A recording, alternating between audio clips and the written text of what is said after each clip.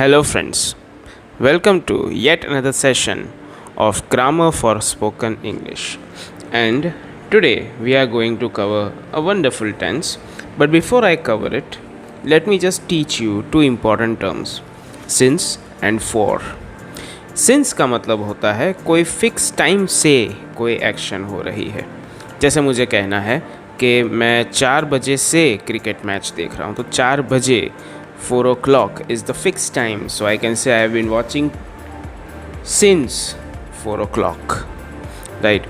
मुझे ऐसा कहना है कि हम 1989 से सूरत में रह रहे हैं, तो 1989 से, so since 1989।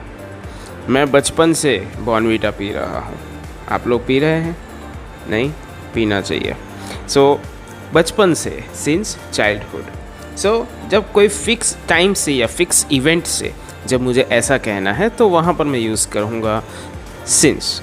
एंड फॉर का मतलब होता है कि कोई समय की आपकी रेखा है वहाँ से। जैसे मुझे कहना है कि मैं 30 घंटे से इंग्लिश सिखा रहा हूँ, सो 30 मिनट से, 30 मिनट एक आपका समय रेखा हो गई। आपने उसको कब शुरू किया था, कब ख़त्म किया था, ये यहाँ पर बात नहीं है, तो यहाँ पर हम यूज़ करेंगे for. So for 30 minutes, right. मैं 2 साल से अपने क्लास पर वर्क कर रहा हूँ, so for 2 years। So since and for. अब आप कहोगे सर टाइटल में टेंस लिखा है, आप सिंस और फॉर यहाँ पर सिखा रहे हो। सो फ्रेंड्स, इसमें ऐसा है कि जो आज हम टेंस सीखने वाले हैं that is called perfect continuous tense.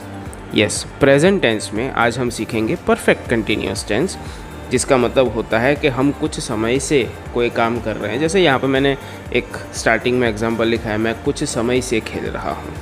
सो कुछ समय से, राइट। सो उसको इंडिकेट करने के लिए हम सिंस या फोर में से कोई भी एक यूज़ करेंगे। तो जैसे आपको ये फ़ोटो दिख रहा है, मिल्खा भाग रहा है।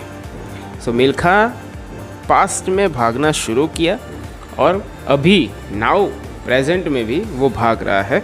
सो इसका यूज़ कहाँ पर होता है? तो इसका यूज़ एक ऐसी एक्शन बताने के लिए होता है कि जो आपने पास्ट में शुरू की और अभी भी आप वो एक्शन कर रहे हैं। फॉर एग्ज़ाम्पल, आपको ऐसा कहना है कि बच्चे 2 घंटे से पार्क में खेल रहे हैं।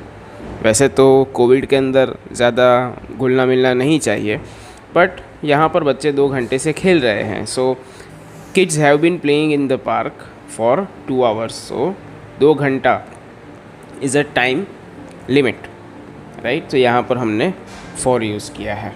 सो उन्होंने 2 घंटे पहले खेलना शुरू किया और अभी भी वो लोग खेल रहे हैं। सुनीता 20 मिनट से पिज़्ज़ा खा रही है। तो पिज़्ज़ा माय फेवरेट।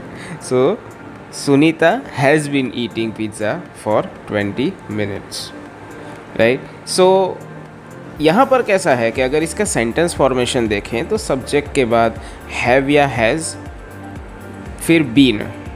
हैव या हैज़ और बीन जो है वो परफेक्ट टेंस इंडिकेट करने के लिए यूज़ होता है। एंड साथ में आपका मेन वर्ब होता है V1 ing। क्यों? क्योंकि कंटिन्यूअस टेंस है। So have has been plus V1 ing, फिर ऑब्जेक्ट और लास्ट में आएगा सिंस या for and time.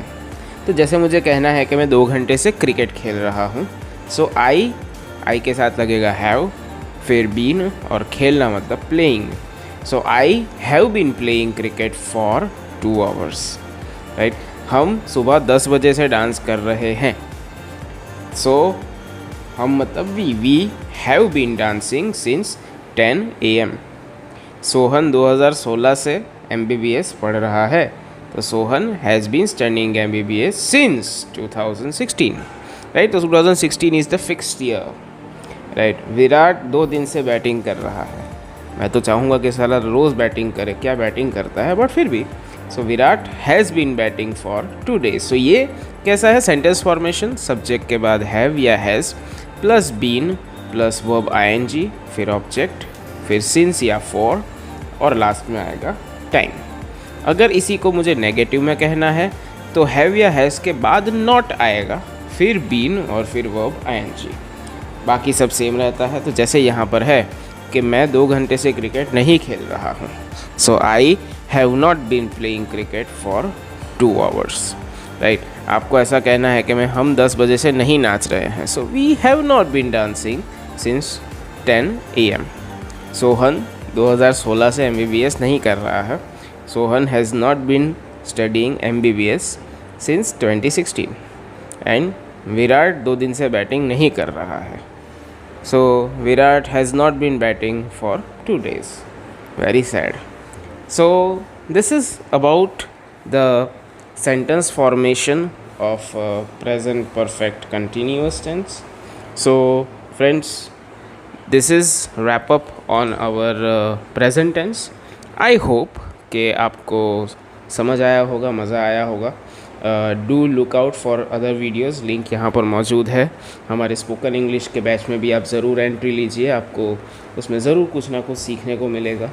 So until next time, keep rocking.